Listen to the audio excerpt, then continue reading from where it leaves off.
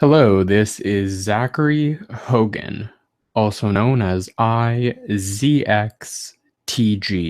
You can find me on social media, and this is our weekly live Forex market outlook here at Start With Trading. And we're going to be covering 6 different currency pairs this week, really just doing a follow-up from last week, and the market is moving quite beautifully. To start, I just want to make note of a few key fundamental news.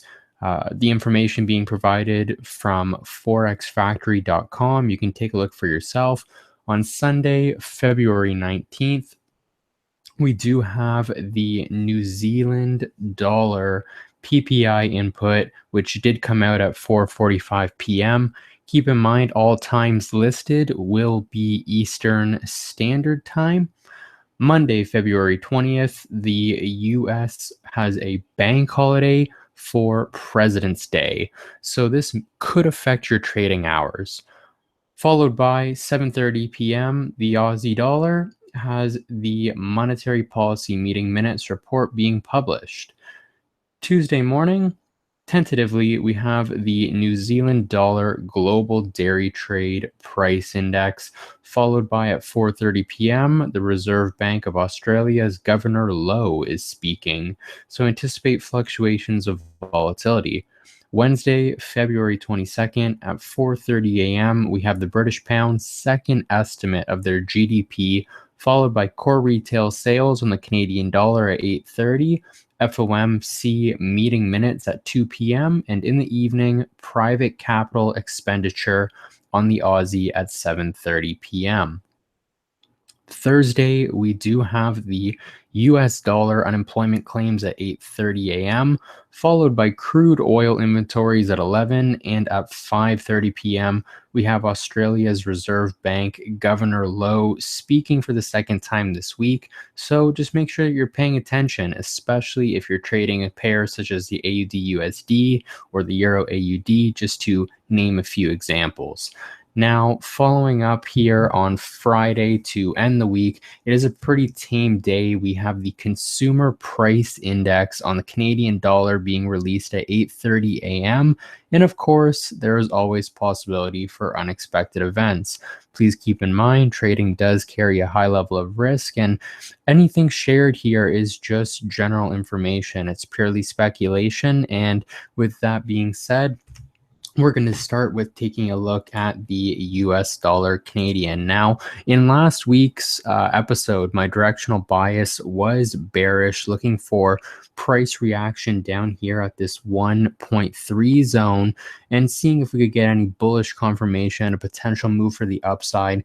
The other area we were considering here was this whole 133 level, even up to 133.3. However, we did get that bearish movement for the week, and our low did actually occur here at a price of 1.300093.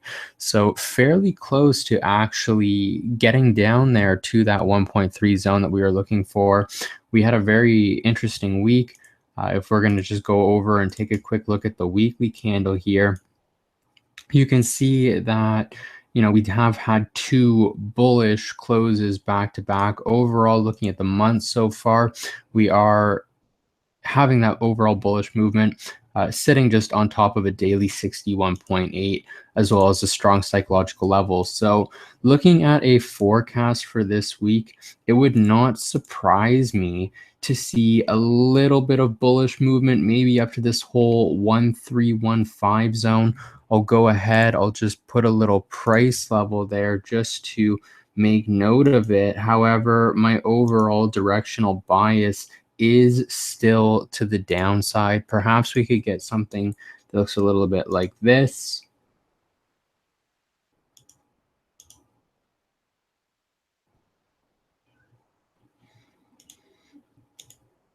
We will just have to wait and see. And remember, this is just one potential possibility. We got to just see if we get any bearish confirmation if price does get up to that 1315 zone. However, like I said, still looking for our target of 1.3 to be hit. It's about 98 pips to the downside from where price is right now. Market is open. It's been open for 23 minutes. So we're going to just have to see how this week plays out. With that being said, we're going to take a look at the price levels of interest here. Long-term speaking, our bull price level of interest is up here at 1.35, as well as our bear price level of interest being down here at 1.25. So this would be my bearish target, considering my directional bias is still to the downside on the US dollar Canadian. Now, with that in mind, let's take a look at the US dollar and the JPY, the Japanese yen. Now, you can just ignore these arrows for now. I'm going to be exploring that further in another video, just showing you the impact of fundamental news. You can check that out here on the YouTube, or also take a visit over to DFW Trade House. But with that in mind, you know, my directional bias last week on the USDJPY was bearish. I was looking for price reaction at either the 111.5 zone, which we did not come down to, but the secondary zone that I was looking at for potential bearish price confirmation followed by a move to the downside was at 115. So if we take a look at this candle, the high was 114.958. So really close there to actually getting up to that 115 level, about 4 pips, 4.2 pips if we want to be specific, and we would have been able to hit that 115 right on the dot. We've got that high followed by some bearish movement of about 200 pips. So, you know, it's been a very beautiful move here on the USD JPY so far. I still am bearish on this currency pair with a first target right here at this 111.5 zone.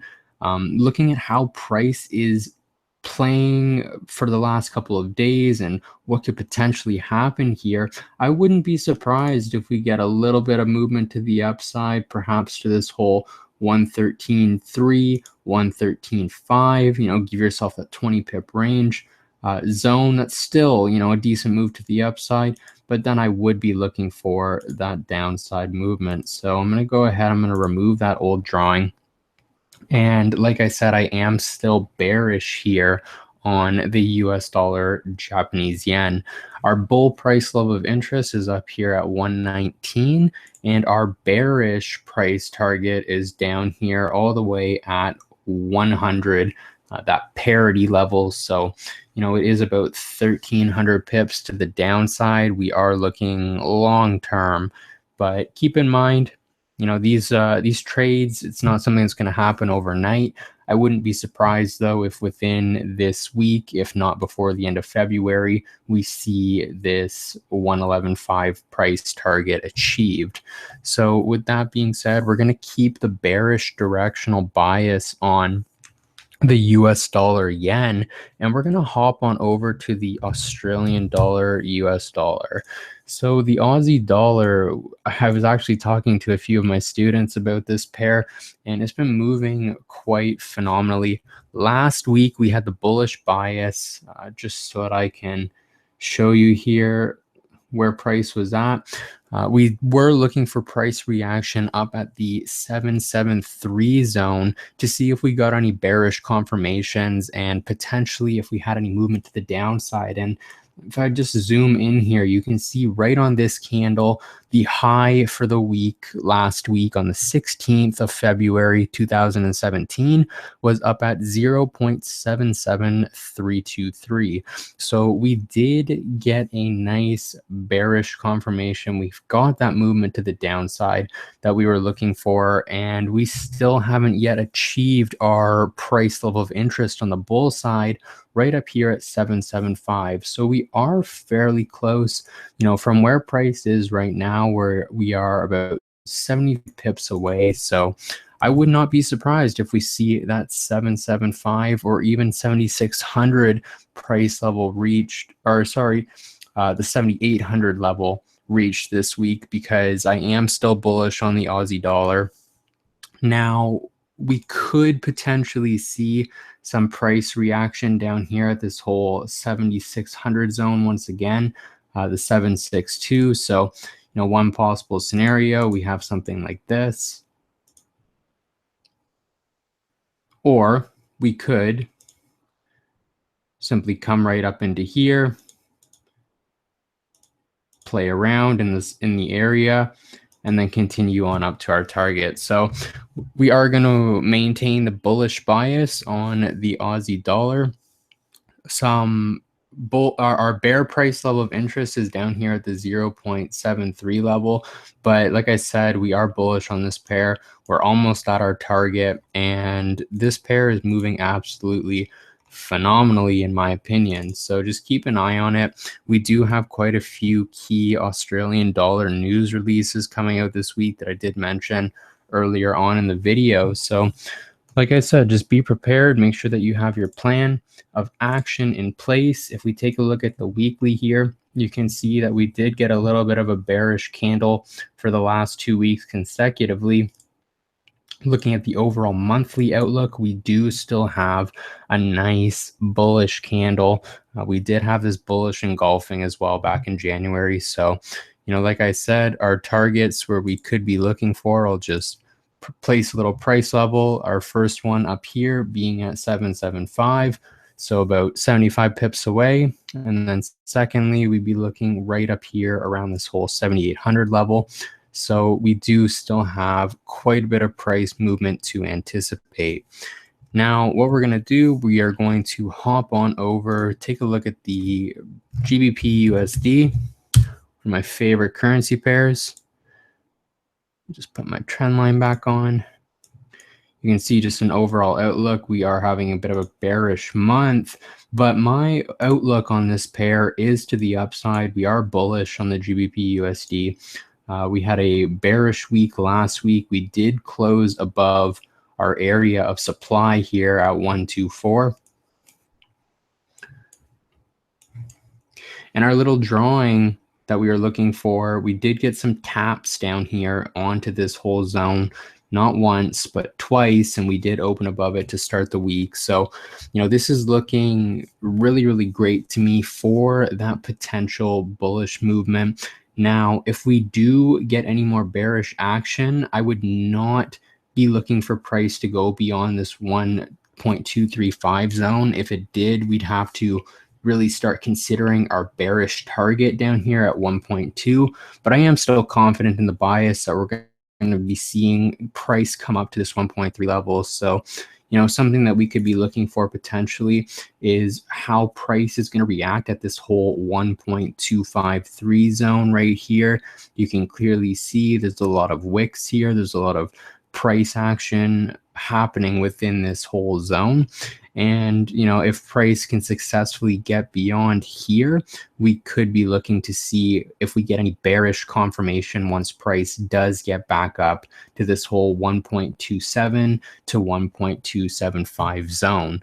So bullish on GBPUSD. We're going to see here how the week plays out. And like I said, just consider that 1.27 zone if we get any potential bearish confirmation, because we may get some more movement to the downside. Let's take a look at the New Zealand dollar and the US dollar. We are bullish on this pair.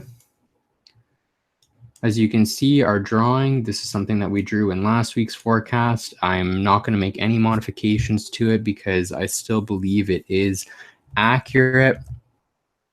Now, our bull price level of interest, our target that we're looking for is the 7,600 zone.